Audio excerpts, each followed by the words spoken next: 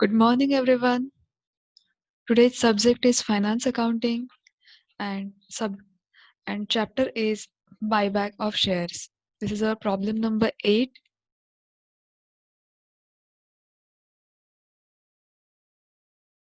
The balance sheet of Afcon Limited as on 31st March 2018 was as follows. So here is a balance sheet, liabilities and asset. Equity shares of rupees 10 each, 4 lakh. Preference shares of rupees 100 each, 1 lakh. Securities premium 1,27,500. General reserves 1 lakh. Profit and loss account 1,22,500. Debentures 8 lakh. Current liabilities 1,50,000. Here is in assets. Net block of fixed asset 7,50,000. Investment 50,000. Current assets 10 lakh.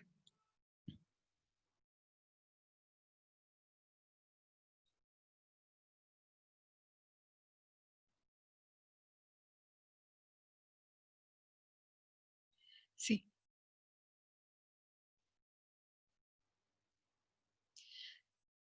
keeping in view the legal requirement, ascertain the maximum number of equity shares that Afcons Limited can buy back at rupees 25 per share. This is offer price. We have to ascertain maximum number of equity shares. आपल्याला maximum number of equity shares जे आहेत हे calculate करायचे आहेत. Offer price given आहे 25 rupees per share. Pass journal entries to buy back and prepare balance sheet thereafter. So first आपल्याला maximum number of equity shares जे आहेत हे फाइंड आउट करायचे आहेत. देन जर्नल एंट्रीज प्रिपेअर करायचे आहेत अँड देन बॅलन्स शीट आपल्याला जी आहे ही प्रिपेअर करायची आहे.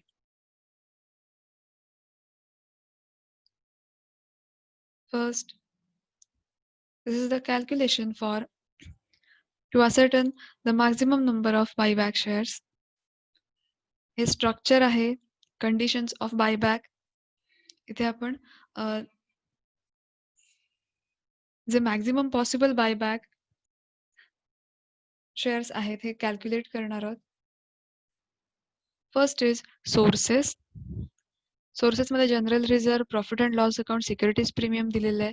प्रॉब्लेममध्ये जेवढे रिझर्व्ह आपल्याला दिलेले आहेत, जेवढे सोर्सेस आहेत ते सगळे आपल्याला इथे रेकॉर्ड करायचे. Securities premium 1,27,500. 1,27,500.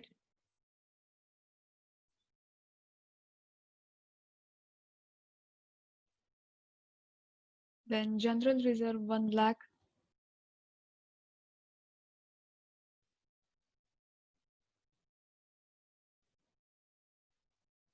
Next is profit and loss account 1,22,500. 1,22,500.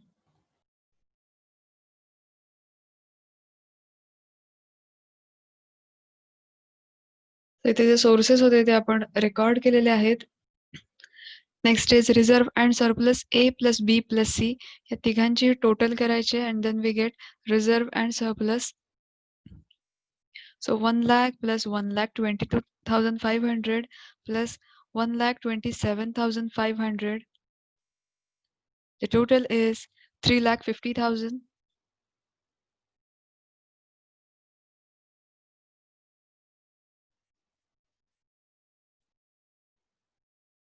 Next is 25% of own fund.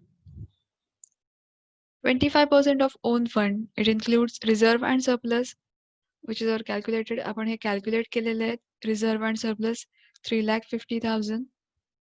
So ते आपण record करायचं 3,50,000. Then equity capital. Problem मध्ये किती equity capital आपल्याला दिलेलं आहे? Equity shares of rupees 10 each 4 lakh. equity capital is 4 lakh. So here is 4 lakh.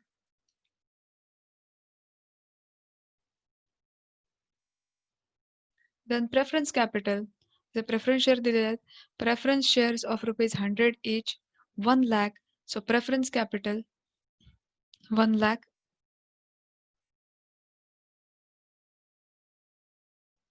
And then own fund A plus B plus C means reserve and surplus plus equity capital plus preference capital, we get own fund. या तिघांची total केली की आपल्याला on fund जो आहे हा इथे मिळणार आहे.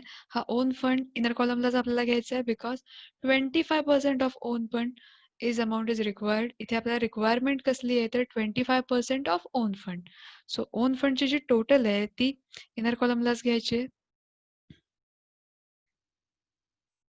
So the total is 8,50,000.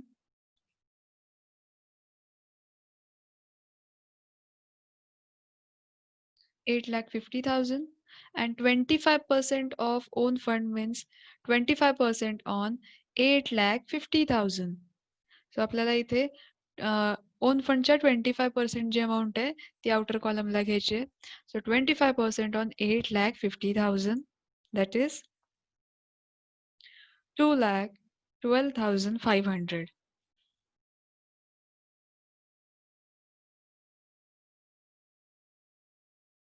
2,12,500. Third point is minimum own fund.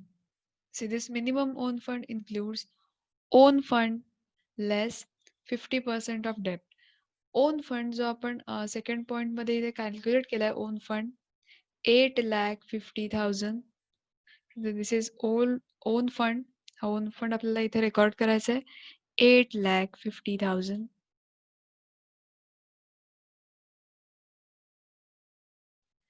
Less 50% of dept.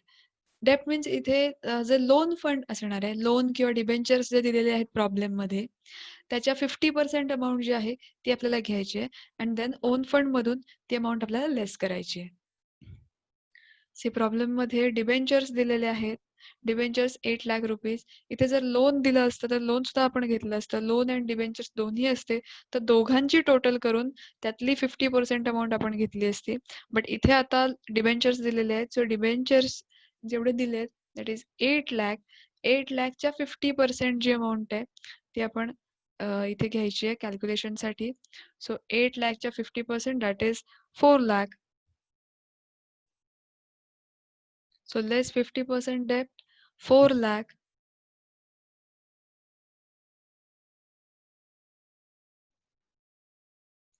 Minimum own fund A minus B. On fund आहे ओन फंड मधून ही जी 50% डेप्ट आहे ही लेस करायची आहे A minus B. Then we get minimum own fund. So 8,50,000 minus 4 lakh, we get 4,50,000.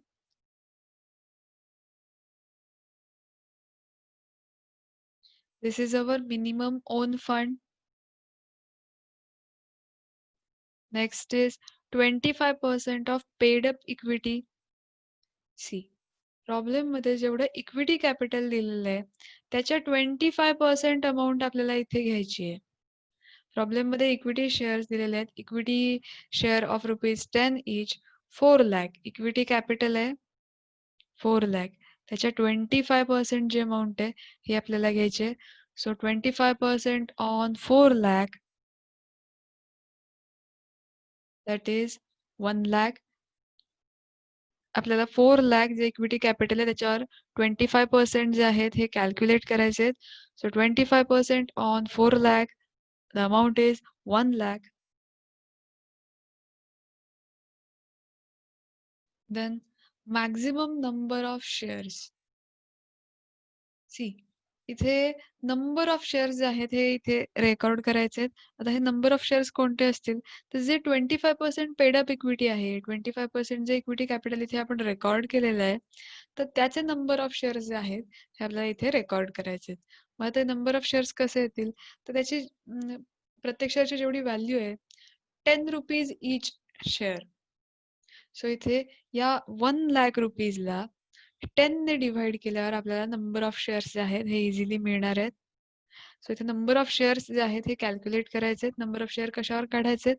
तर जे आपण 25% paid up equity that is 1,00,000 या 1,00,000 जे पेड अप इक्विटी आहे त्याचे नंबर ऑफ शेअर्स रेकॉर्ड करायचे आहेत.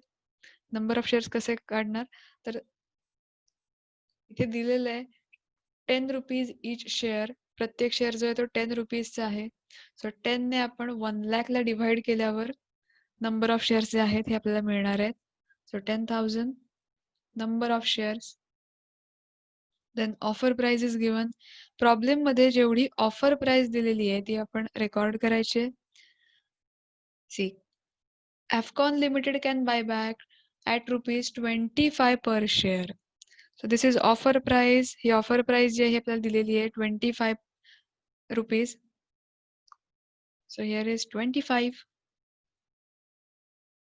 Then buyback at offer price A into B. The 10,000 आहे त्या 10,000 and 25 रुपीज त्याचं मल्टिप्लिकेशन करायचं आहे. जे नंबर ऑफ शेअर्स आहेत number of shares into offer price जे आहे त्यांचं दोघांचं मल्टिप्लिकेशन करून अमाऊंट जी आहे ती आउटर कॉलमला आपल्याला घ्यायची आहे. So 10,000 into 25 that is 2,50,000. इथे 2,50,000 कसे आलेत? तर फर्स्ट इथे आपण 25% ऑफ पेड इक्विटी 25% इक्विटी कॅपिटलच्या अमाऊंट आपण घेतलेली आहे. प्रॉब्लेम मध्ये इक्विटी कॅपिटल दिलेलं आहे equity shares of rupees 10 each 4,00,000 जे इक्विटी कॅपिटल आहे 4,00,000 त्याच्या 25% amount that is 1,00,000.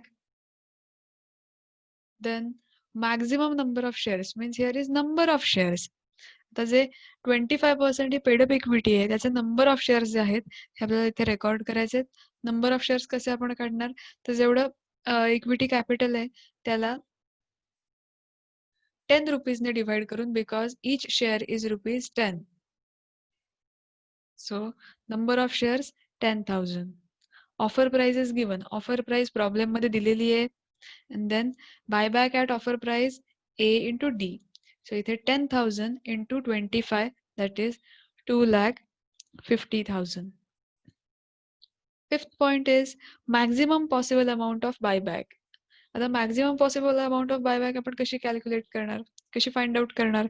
List of 1, 2, 3 and 4 जे आपण हे 4 पॉइंट्स जे आहेत हे आपण फाइंड आउट केलेत. Sources 25% equity fund minimum on fund paid up equity हे जे पॉइंट्स आहेत 1, 2, 3 and 4 यातली लिस्ट अमाऊंट जी आहे ती आपल्याला घ्यायची आहे. यातली लिस्ट अमाऊंट कोणती असणार आहे? तर 2,12,500 दिस इज द लिस्ट अमाऊंट. यातली जी कमी अमाऊंट आहे स्मॉल अमाऊंट आहे लिस्ट अमाऊंट आहे ती आपल्याला घ्यायची आहे. 2,12,500 2,12,500. Next point is maximum possible number of shares. 0.5 divided by offer price. आता इथे 5 मीन्स 0.5 ला जी अमाऊंट आलेली आहे आपण जी अमाऊंट फाइंड आउट केलेली आहे त्याला ऑफर प्राइसने डिवाइड करायचं. So maximum possible number of shares 5 divided by offer price. 5 means here is 0.5 जो हा पॉइंट आहे 5 maximum possible amount of buyback. या 5 पॉइंटला जी अमाऊंट आहे त्या अमाऊंटला ऑफर प्राइसने डिवाइड करायचं आहे. सो हिअर इज 2,12,500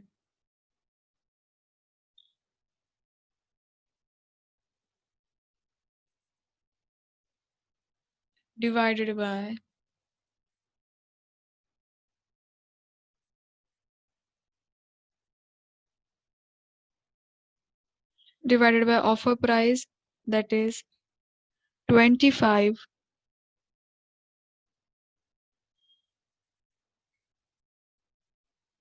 the 2,12,500 ला ऑफर प्राइस ने डिवाइड करायचंय. then we get the maximum possible number of shares. So 12,500 divided by 25, we get the maximum possible number of shares, that is 8,500.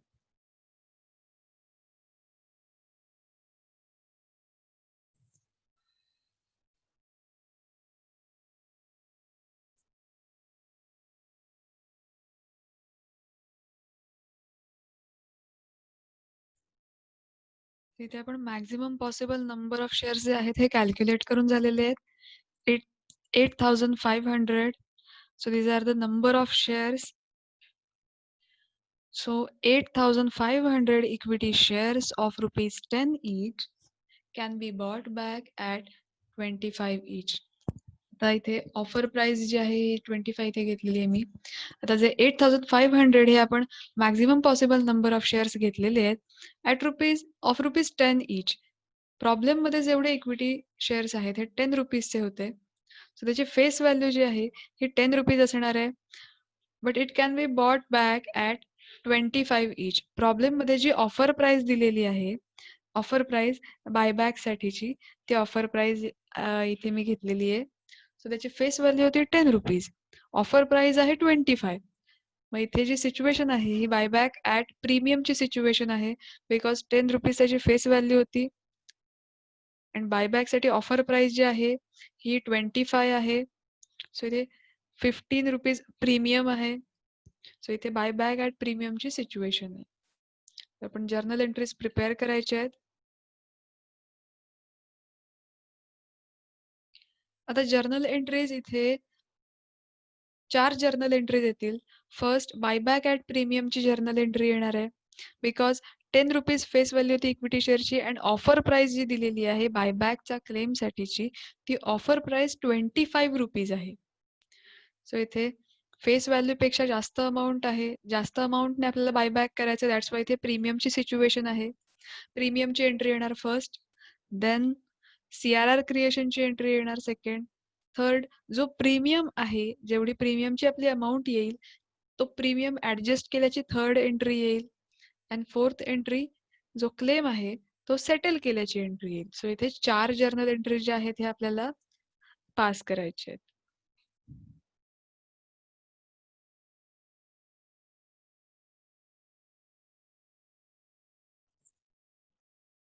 आपल्याला 4 journal entries करायचे आहेत. First जी आपली entry असेल ती buyback at प्रीमियमची entry असणार आहे. एंट्री सेम राहील, अमाऊंट ज्या आहेत त्या चेंजेस होत जातात.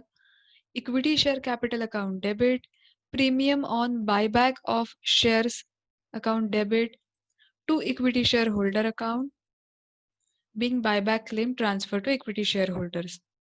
See, this is a working note. इथे एक वर्किंग केलेला आहे मी. बायबॅकचा जो क्लेम आहे, बायबॅकची ऑफर प्राइस दिली होती 25 rupees.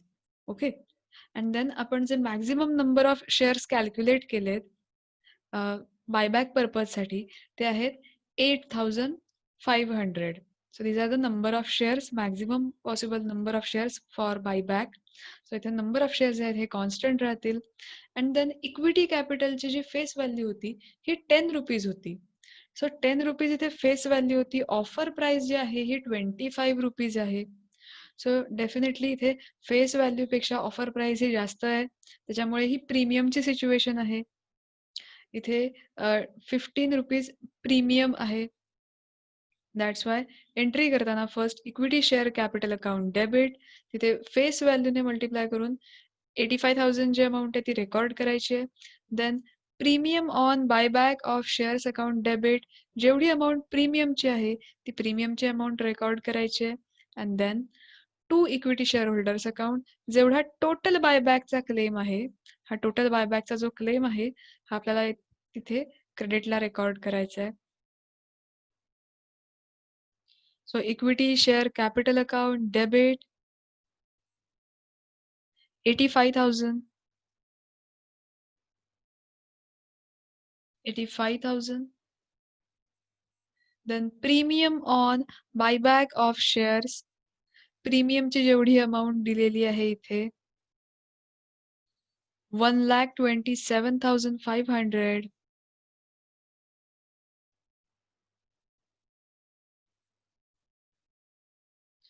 Then to equity share holder account.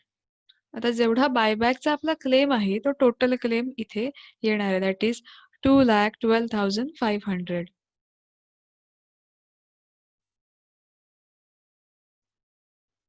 First एंट्रीमध्ये आपण काय केलंय, फर्स्ट आपली बायबॅक ॲट प्रीमियमची एंट्री आहे. Equity share capital account debit, premium on buyback of share account debit, to equity share holder account. Working note बघा, working नोटमध्ये काय केलंय, फर्स्ट जेवढे आपण नंबर ऑफ शेअर्स कॅल्क्युलेट केलेत, number of shares that is 8,500, maximum possible number of shares आपण इथे calculate केलेत 8,500 ॲज इट इज. ते नंबर ऑफ शेअर्स इथे येणार आहेत. त्या नंबर ऑफ शेअर्सला फेस व्हॅल्यूने इंटू केलेलं आहे. फेस व्हॅल्यू 10 रुपीज आहे अँड देन ऑफर प्राइस जी आहे ही 25 रुपीज आहे. बायबॅक क्लेम जो आहे, बायबॅक मीन्स रिपर्चेस करण्यासाठी जे 10 रुपीजचे शेअर्स होते त्याची ऑफर प्राइस आता आहे काय, तर 25 रुपीज केलेली आहे. सो इथे जी फेस व्हॅल्यू होती त्याच्यापेक्षा ऑफर प्राइस ही जास्त आहे. सो इथे प्रीमियम आहे 15 रुपीज. सो जेवढी प्रीमियमची अमाऊंट आहे ती इथे प्रीमियम ऑन बायबॅक ऑफ शेअर्सला रेकॉर्ड केलेली आहे अँड देन फेस व्हॅल्यूने जेवढी अमाऊंट येते ती इक्विटी शेअर कॅपिटल अकाउंटला इथे रेकॉर्ड केलेली आहे. आणि टोटल बायबॅकचा जो क्लेम आहे तो इक्विटी शेअर होल्डरला ट्रान्सफर केलेला आहे. So being buyback claim transfer to equity shareholders. See. Next entry is creation of CRR. आपल्याला CRR क्रिएट करायचा आहे. आता हे CRR क्रिएट जो करायचा आहे तो कोणत्या अमाऊंटसाठी करायचा आहे, तर फर्स्ट जेवढी इक्विटी शेअर कॅपिटल अकाउंटला आपण डेबिट केलेलं आहे दॅट इज 85,000.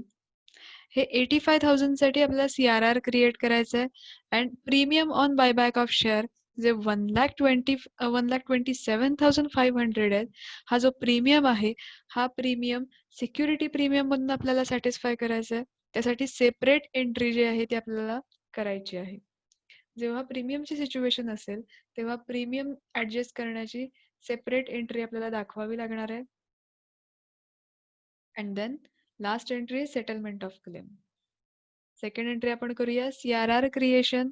जेवढी अमाऊंट इथे डेबिट केली आहे इक्विटी शेअर कॅपिटल अकाउंट,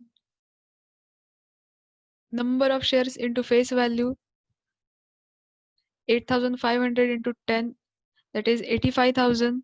85,000 चा आपल्याला CRR क्रिएट करायचा आहे. सो 85,000 जे आहेत हे आपण प्रॉफिट अँड लॉस अकाउंट मधून घेणार आहोत. Problem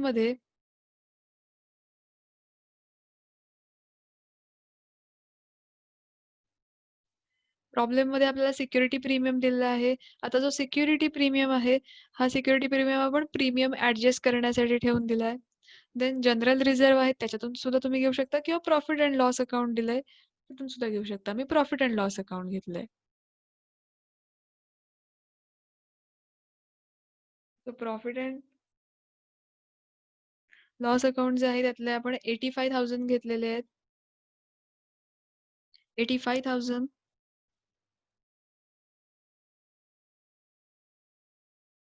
to capital redemption reserve 85,000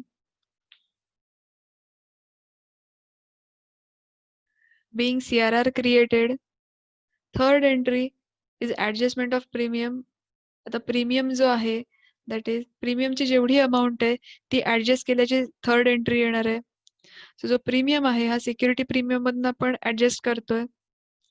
that's why security premium account debit to premium on buyback of shares 1,27,500. जो सिक्युरिटी प्रीमियम आहे सिक्युरिटी प्रीमियम 1,27,500 चा सिक्युरिटी प्रीमियम आहे. तो आपण इथे सॅटिस्फाय करतोय. प्रीमियमची जेवढी अमाऊंट आहे 1,27,500.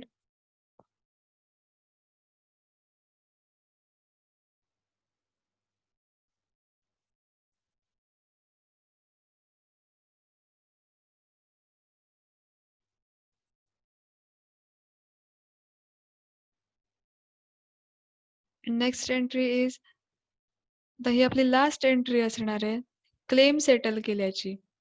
जो जेवढा टोटल क्लेम आहे बायबॅकचा फर्स्ट एंट्रीमध्ये आपल्याला इथे आपण जे equity share holder account credit केलेलं आहे, this is our total buyback claim 2,12,500.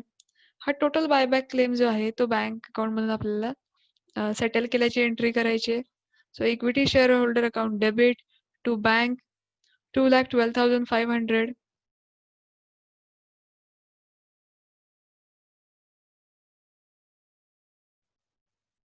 To bank account 2,12,500.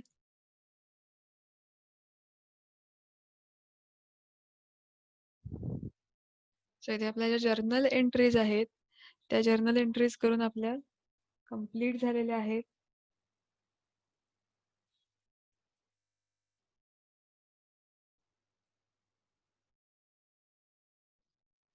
So after journal entries we have to prepare balance sheet. Journal entries नंतर आपल्याला बॅलन्स शीट जी आहे ही प्रिपेअर करायची आहे. सो फॉर्मॅट आहे हा same आहे इथे. बॅलन्स शीटचा फॉर्मॅट जो आपण लास्ट चॅप्टरमध्ये पण आपण हाच फॉर्मॅट फॉलो केला होता. फॉर्मॅट सगळीकडे सेमच असणार आहे बॅलन्स शीटचा. नोट्स टू अकाउंट आपल्याला प्रिपेअर करायचं आहे. प्रॉब्लेममध्ये जे ॲसेट लायबिलिटीज दिल्यात त्या आपल्याला रेकॉर्ड करायचे आहेत. सी इथे प्रॉब्लेममध्ये बँक कॅश और बँक बॅलन्स जो आहे हा द्यायचा राहिलेला आहे. इथे चुकून करंट ॲसेट असं झालेलं आहे. हे जे 10 लाख रुपीज आहेत, ॲक्चुअली इथे बँक किंवा कॅश असं इथे हेडिंग असायला हवं होतं, बट इथे करंट ॲसेट झालेलं आहे. सो तुम्ही इथे बँक इथे घ्यायचं आहे. हे करंट ॲसेट जे आहे हे इथे करेक्शन करून घ्या. हा बँक बॅलन्स असेल 10 लाख रुपीजचा जो आहे हा. बिकॉज आपण जो बायबॅकचा क्लेम आहे हा आपल्याकडे जेवढी बँकमध्ये अमाउंट असेल तेवढी तो बँकमधून आपण क्लेम जो आहे तो हा सॅटिस्फाय करणार आहोत. बँकमधून ती अमाउंट जाणार आहे. सो सेटलमेंटसाठी आपण जी बँकमधून अमाउंट जाते तिथे बँक असणं इम्पॉर्टंट होतं, पण इथे करंट ॲसेट झालेलं आहे. सो ते करेक्शन करून घ्या. इथे करंट ॲसेटच्या ऐवजी इथे बँक हवंय. बँक 10 लाख एवढंच करेक्शन आहे. नेक्स्ट आपण जी बॅलन्स शीट जी आहे आपल्याला प्रिपेअर करायची आहे.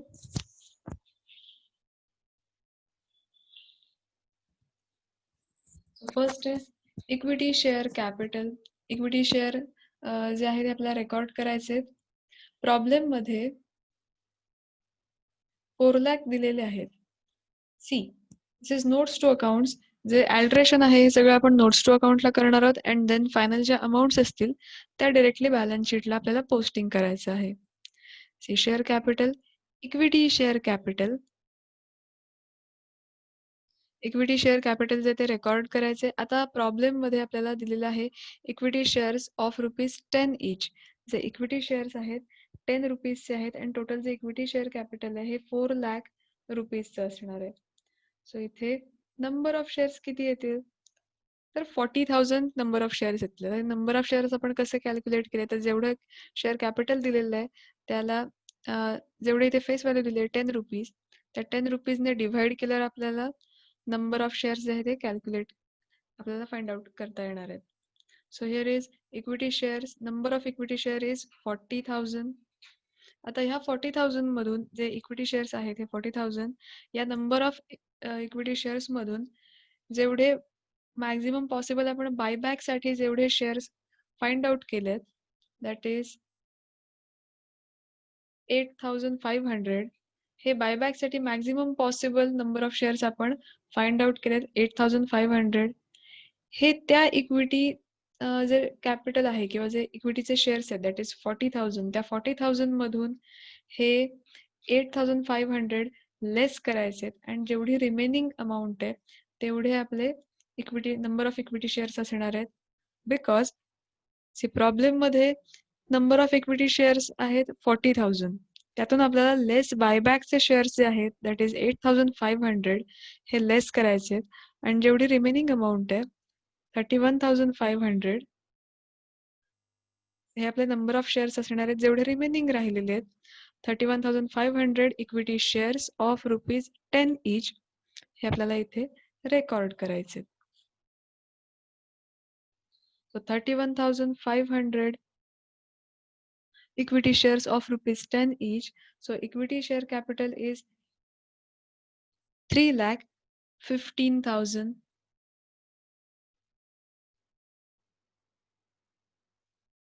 जेवढे नंबर ऑफ इक्विटी शेअर्स आहेत त्याला 10 रुपीजने मल्टिप्लाय करून इथे इक्विटी शेअर कॅपिटल जे आहे ते कॅल्क्युलेट केलं जाणार आहे. Next is preference shares of ₹100 each. Preference shares जे आहेत 100 रुपीजचे दिलेले आहेत. प्रेफरन्स शेअर्समध्ये काहीच चेंज झालेला नाहीये. सो ॲज इट इज ते 1,00,000 रुपीजचे जे आहेत हे ॲज इट इज आपल्याला रेकॉर्ड करायचे आहेत.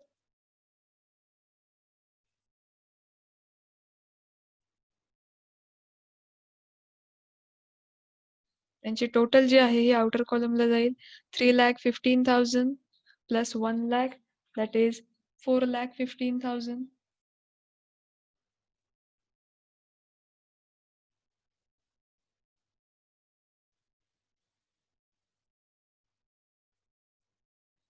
Next is reserve and surplus.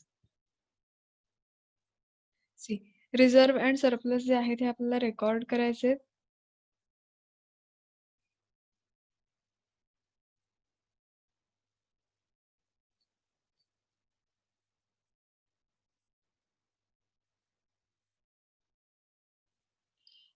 इथे प्रॉब्लेममध्ये जेवढे आपल्याला रिझर्व्ह दिलेले आहेत.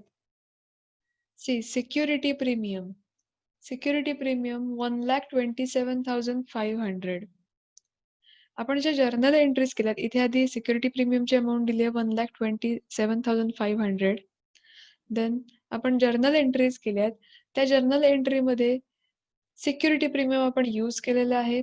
जो प्रीमियम आहे premium on buyback of share that is 1,27,500 हा ऍडजस्ट करण्यासाठी आपण सिक्युरिटी प्रीमियम मधली अमाऊंट जी आहे ही यूज केलेली आहे. सो प्रीमियम होता 1,27,500. आपण तेवढा प्रीमियम सिक्युरिटी प्रीमियम मधून ऍडजस्ट केलाय. सिक्युरिटी प्रीमियमची अमाऊंट होती 1,27,500. सो आपण जो सिक्युरिटी प्रीमियम आहे तो सगळा इथे यूज करून झालेला आहे.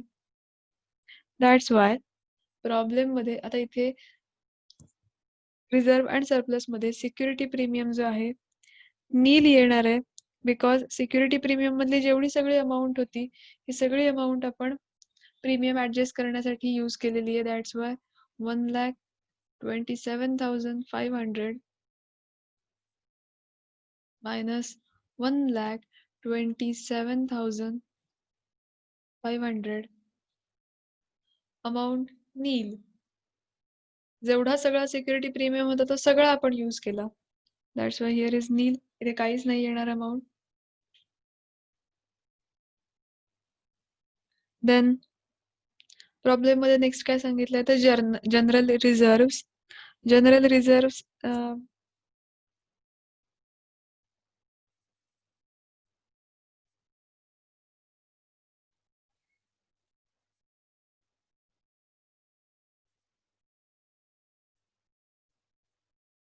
प्रॉब्लेम मध्ये जनरल रिझर्व्ह दिलेले आहेत. जनरल रिझर्व्ह आपण यूज केला नाहीये. General reserve as it is 1,00,000 rupees आहे. सो आपण तो ॲज इट इज घेणार आहोत. General reserve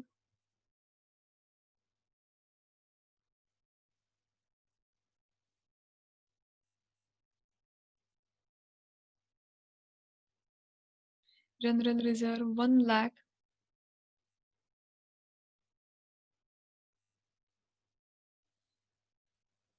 next is profit and loss account. Profit and loss account 1,22,500. Profit and loss जो आहे जर्नल एंट्रीज मध्ये जो CRR क्रिएट केला आपण CRR क्रिएशनसाठी प्रॉफिट अँड लॉस अकाउंट मधली आपण अमाऊंट काही यूज केली होती. 85,000 अमाऊंट जी आहे ही आपण प्रॉफिट अँड लॉस मधून यूज केलेली आहे. सो प्रॉफिट अँड लॉसचा जो बॅलन्स दिलेला आहे दॅट इज 1,22,500. त्यातून 85,000 लेस करून रिमेनिंग जी अमाऊंट आहे ही आपल्याला नोट्स टू अकाउंटला रेकॉर्ड करायची आहे. जेवढी अमाऊंट दिलेली आहे त्यातून दॅट इज 1,22,500 लेस 85,000. त्यातले आपण 85,000 जे आहे CRR क्रिएट करण्यासाठी यूज केले. दॅट्स वाय 1,22,500 मायनस 85,000 रिमेनिंग जेवढी अमाउंट आहे ती आउटर कॉलमला जाईल. That is 37,500.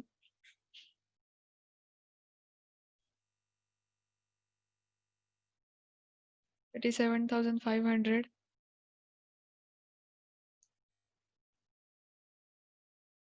सी आपण प्रॉब्लेममध्ये CRR क्रिएट केलेलं आहे.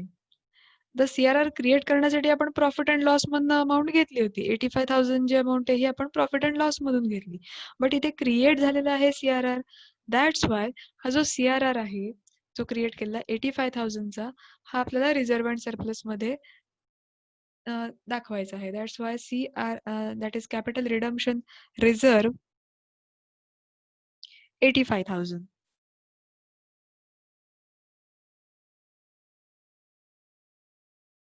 अँड देन या तिघांची आपल्याला टोटल करायची आहे आणि टोटल जे ते आउटर कॉलमला घ्यायचे. So 37,500 plus plus 85,000 plus 1 lakh. And total amount is आता याची तिघांची टोटल करायची आहे 2,22,500.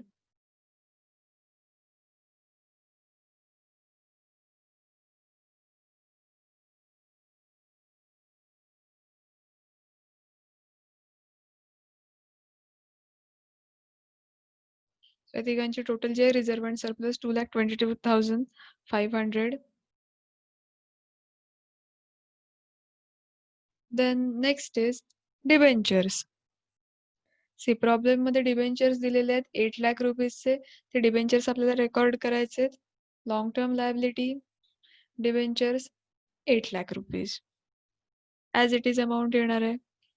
There is no change. Next is current liabilities. Current liabilities 1,50,000 ज्या करंट लायबिलिटीज आहेत त्या रेकॉर्ड करायच्या आहेत आपल्याला.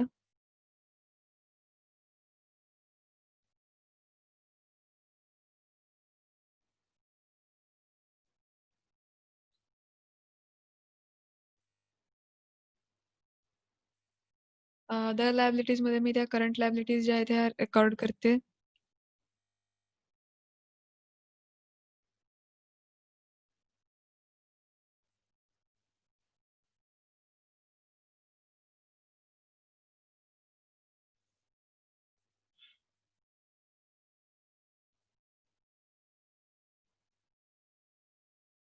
$1,50,000, 1,50,000. Next is asset side. Net block of fixed assets. Fixed assets ची अमाउंट दिलेली आहे 7,50,000. Fixed assets 7,50,000.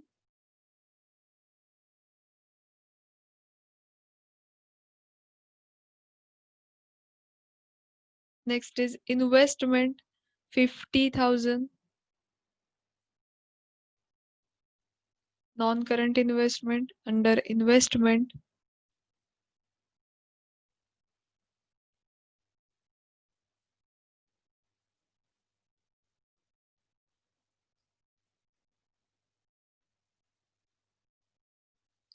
इन्व्हेस्टमेंटची अमाउंट रेकॉर्ड करायची 50,000.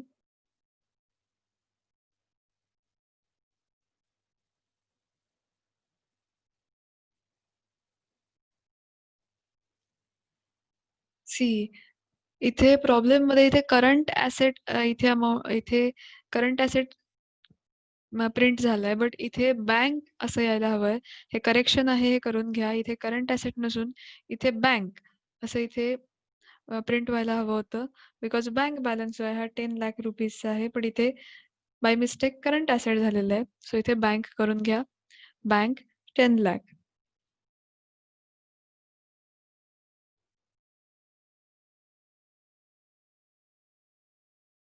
Cash and cash equivalent under bank balance जो आहे तो ॲज इट इज रेकॉर्ड करते 10 लाख आणि त्या 10 लाख मधून जेवढा बायबॅकचा आपला क्लेम असणार आहे, तो आपल्याला लेस करायचा आहे.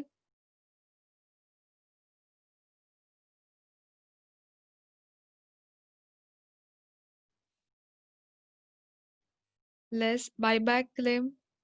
आपण जेवढा बायबॅक क्लेम केला होता जर्नल एंट्रीजमध्ये बघूया. टोटल बायबॅक क्लेम इज 2,12,500 आपला क्लेम आहे.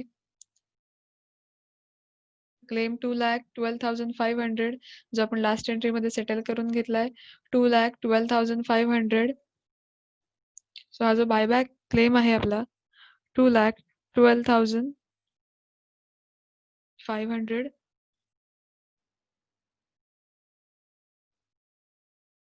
हा लेस करायचा आहे अँड देन जी रिमेनिंग अमाऊंट आहे ती आउटर कॉलमला घ्यायची आहे 7,87,500.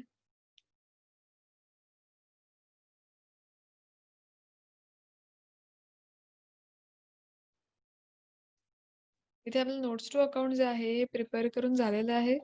आता आपण बॅलन्स शीटमध्ये अमाउंट ज्या आहेत त्या पुटअप करायच्या आहेत. Share capital 4,15,000.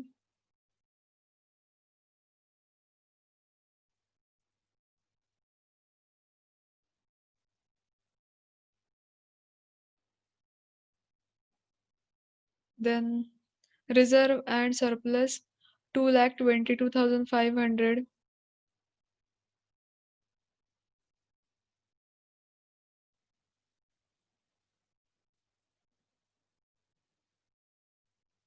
Then next is long-term liability 8 lakh.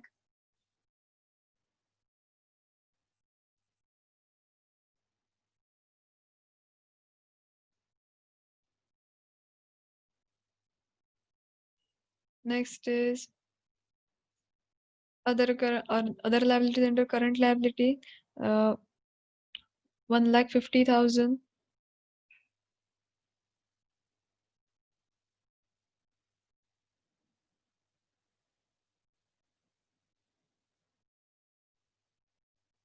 Next is fixed assets 7,50,000.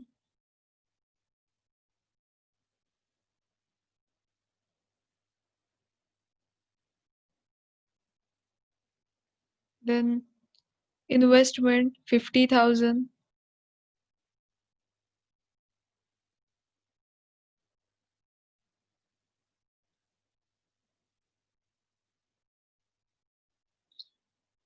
And then cash and cash equivalent 7,87,500.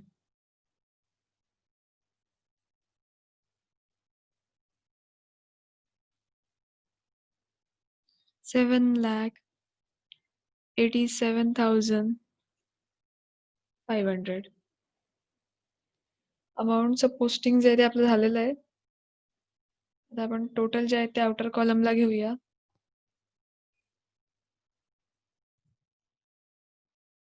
यांच्या टोटल जे आहेत त्या आउटर कॉलमला रेकॉर्ड करून घेऊया. 4,15,000 plus 2,22,500. Total is 6,37,500. Then 8 lakh, 1,50,000. Liability साईडची total करून घेऊया.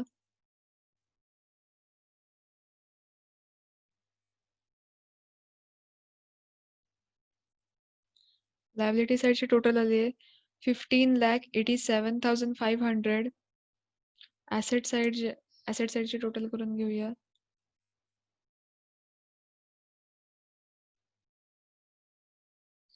15,87,500. सो इथे जी बॅलन्स शीट आहे ही आपली कंप्लीट झालेली आहे, टॅली झालेली आहे.